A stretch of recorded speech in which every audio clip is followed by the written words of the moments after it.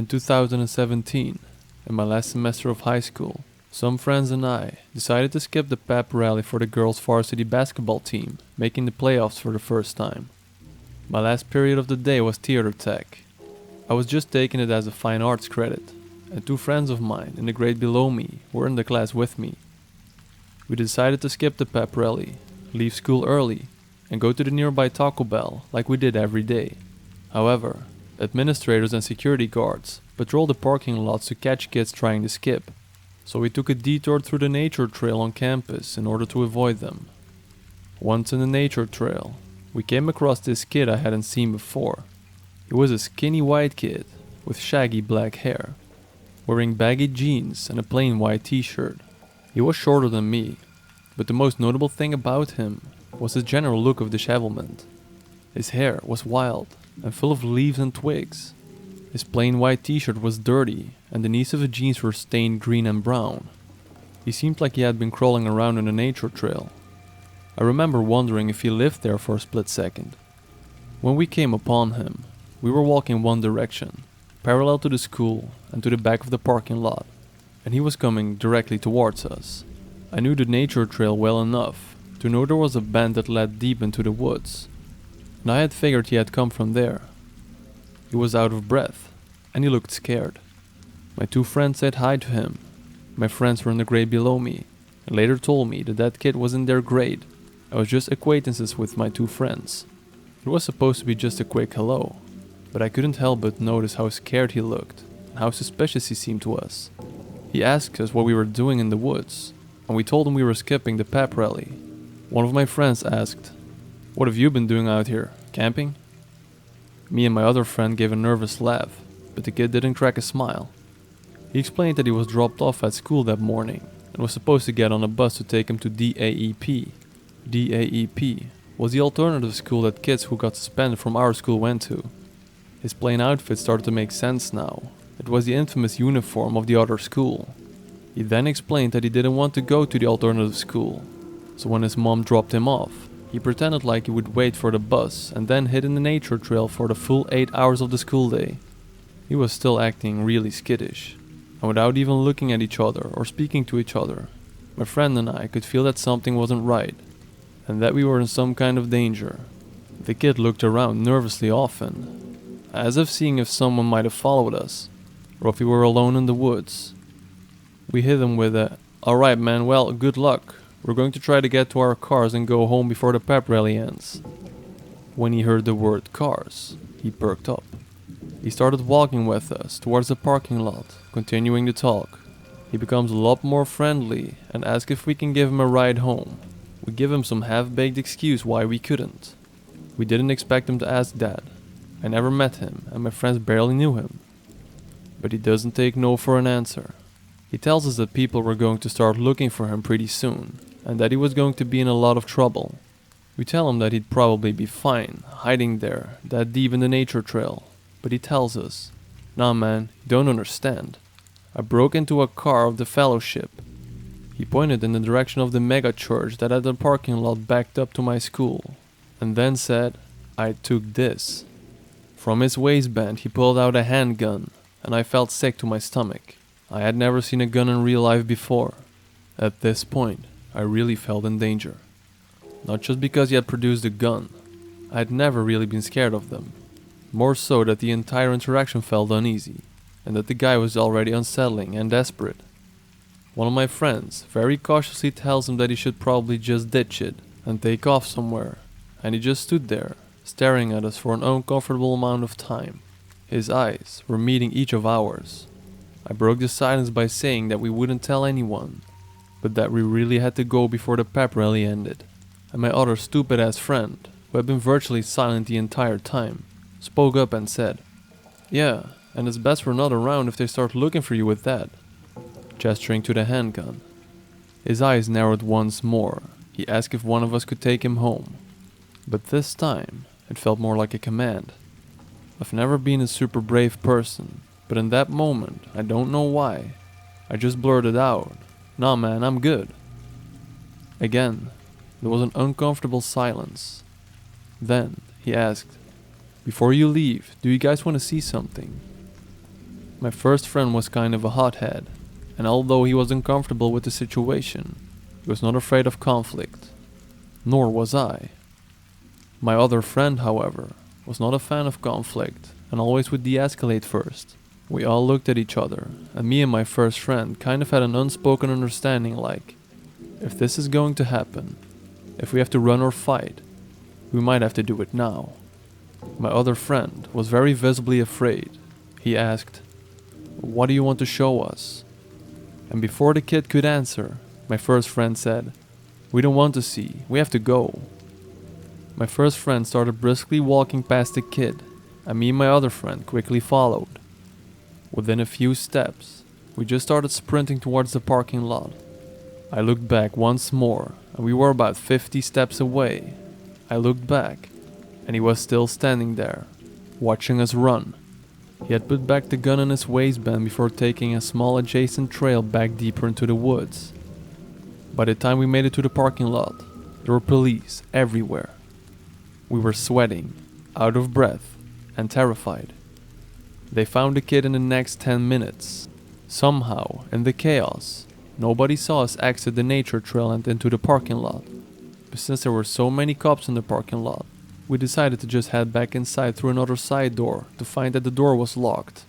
That's when an administrator found us, brought us inside, and shoved us into a classroom where we were able to talk with others and find out what was going on. This is what we could piece together from what we learned. Turns out, that kid had skipped the AEP, hid in the nature trail, broke into a car at the church, and stole a semi-automatic shotgun and a handgun from the car. After stealing the guns, he texted his girlfriend and told him that he was about to do something really terrible, and that when she saw his name on the news, she turned off the TV. He told her explicitly he was going to kill kids at the school. She knew he was supposed to be in the AEP, and was so worried about the text that she contacted the police.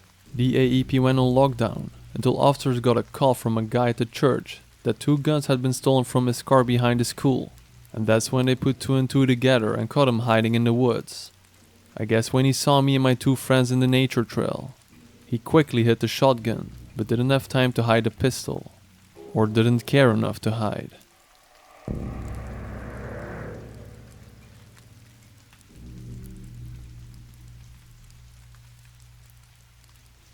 So, there I was, freshly minted as a substitute teacher and nervous as all hell about my first day at a local high school. I had this whole plan laid out, with notes and lesson plans, ready to take on any challenge. But honestly, nothing could have prepared me for what that day had in store. Lunchtime finally rolled around, and I was beyond grateful. Teaching isn't easy, especially when you're new and trying to make a good first impression. I decided to step out of the classroom and head to the teacher's lounge, figuring I could use a few moments to gather my thoughts, maybe munch on that sandwich I packed. Now, the layout of the school is kind of a maze. I remember wandering around for a bit, looking for the lounge. At one point, I took a wrong turn and ended up in this old part of the building that looked like it hadn't been used in years.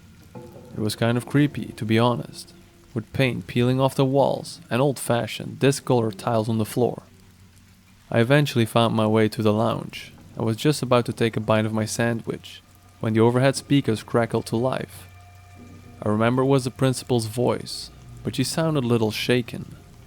She told us there was a potential threat in the building and we needed to initiate lockdown procedures immediately. My heart started pounding in my chest. I'd heard about lockdown drills, but I wasn't sure if this was a drill or the real deal. Nobody really elaborated. There was a hush urgency in the lounge. Experienced teachers quickly moved, turning off lights and locking doors. Then, as if on cue, the school siren began to blare, a sharp contrast to the almost eerie quietness that had fallen over the room. I can't really remember the details, but I think one of the older teachers suggested I should head to the classroom.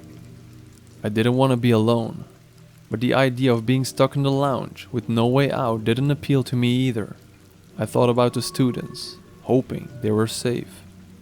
I left the lounge and tried to find my way back to the classroom I was teaching in, but with the alarms blaring and the hallways darkened to deter any threats, it was really hard to see where I was going.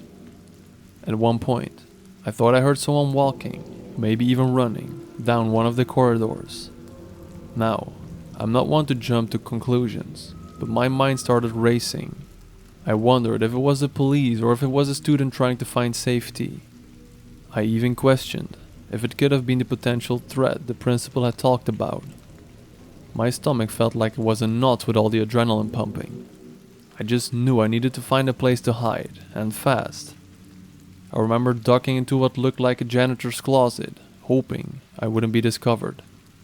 Once inside the closet, I closed the door as silently as I could and pressed my back against it, trying to steady my breath. It was close quarters, surrounded by brooms and cleaning supplies with a faint smell of bleach. It wasn't the best hiding spot, but it was all I had at the moment. In the distance, I could still hear the sirens wailing, a constant reminder of the danger that loomed. But over the noise, there was something else. It was hard to distinguish at first, but as I strained my ears, I realized I was hearing a man's voice shouting incoherently, and it was getting louder. He was getting closer. Panic surged through me. My mind tried to grapple with thoughts of someone with a weapon in the school. In that moment, I wished I knew what he wanted, or even what he was saying. I tried to understand his shouts, but it all came out as a garbled mess to me. Then I felt it, a buzzing in my pocket. My cell phone was vibrating, and to my horror, it started to ring. I scrambled to silence it, but the damage was done. The closet wasn't soundproof, and the ringtone was unmistakably loud. For a moment, there was silence. No more shouting. I had this sinking feeling in my stomach. The man had heard my phone. I could sense it. I could almost feel his presence on the other side of the door. Each second was drawn out, and every distant shuffle felt like it was right next to me. And then, just as suddenly as the shouting had started, there was a loud banging on the door. I stifled a scream, covering my mouth with both hands. And there was a voice, low and growling, asking who was in the closet. It sounded angry and threatening. I didn't dare to make a sound, hoping he'd move on. But then he tried the handle. Thankfully, the closet had a bolt lock, and I'd instinctively locked it when I entered. It rattled, but held firm. After what felt like an eternity, the banging stopped, and the footsteps began to recede. But I didn't move. I couldn't. I was paralyzed with fear, hoping that the ordeal was over. Finally, after what felt like hours, the lockdown siren ceased. There was an announcement over the intercom that the threat had been neutralized, and the lockdown was over. The local police had managed to apprehend the man. I stepped out from my janitor's closet, shaken to my core. That day, the entire school united, offering support to each other, and I realized, despite the horrifying experience, there was a strong sense of community. I decided to stick with teaching, knowing that I was a part of something bigger than myself.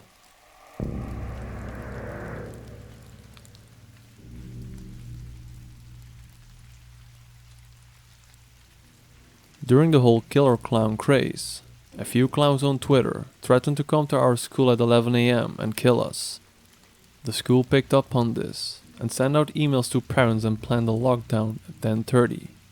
Sitting in history class, I hear the familiar sound of the lockdown alarm, the teacher rushing to the windows and door, locking and closing them. To be honest, I wasn't that worried.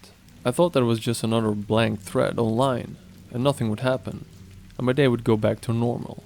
But there is still an excitement to a lockdown. After 40 minutes of silence, sitting on the cold floor in the corner of the room, the emergency green flashing light turned off, and the air conditioning slowly fell silent, and the hallway light switched off. School had cut the power. Why though?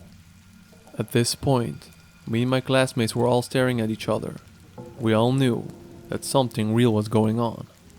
After 10 minutes or so, we could all hear a faint banging noise from down the corridor, shortly followed by heavy and fast footsteps. Someone was running down the hallway. They started banging on the lockers and screamed, "I'll kill you all. Just die." At this point, a few girls started quietly crying. Then, the most terrifying thing ever happened. One of the men, dressed as a clown, ran up to my class door, banging and screaming. Multiple people were crying now, and one of my friends whispered to me that we were all going to die. I started crying too. The man swiftly moved away from our door, and his screams slowly faded down the corridor.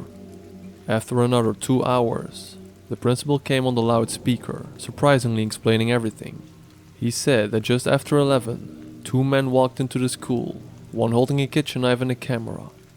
They ran around the school threatening to kill students, and once the police raided the school, only one was caught, and no one was hurt. The school got over 20 buses to take younger kids home, and the kids 9th grade and over, like me, were told to walk home in groups and call the police if we saw anything suspicious. I had a hard week at school, thinking that the second man would return, with a gun or something, but nothing happened. This, nonetheless, will be scarred into my mind forever. The second one, as far as I know, has not yet been caught. But at this point, I feel like they're not even looking for him anymore, as it's been over a year now. But the thought of him still planning on attacking our school has made me a lot more cautious when walking to school. Since then, the school has hired a few on-campus police officers and have installed some auto-locking features on doors and windows. When the lockdown alarm goes off, this made me feel a little bit better in school. But this just isn't something that you can forget about. It stays around. Forever.